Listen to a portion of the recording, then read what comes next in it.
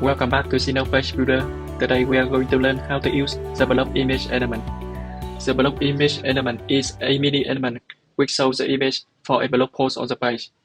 In order to use the block image element, we first need insert a blog post element.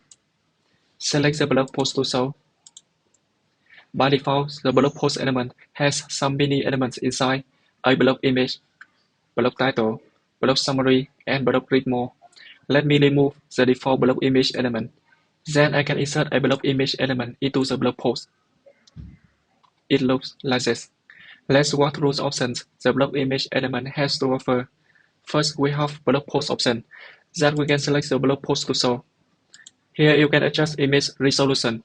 You can change it to a small resolution to make the page load faster.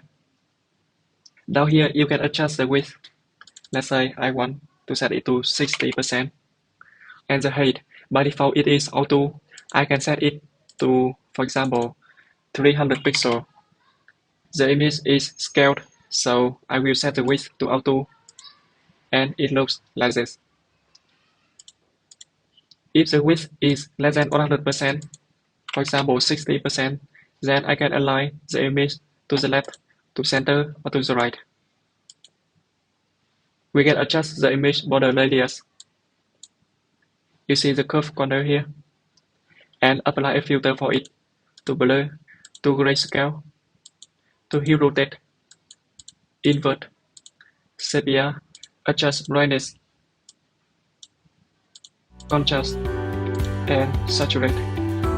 If you found this video helpful, please give it a thumbs up and don't forget to subscribe for more tutorials and tips on mastering Zeno Page Builder.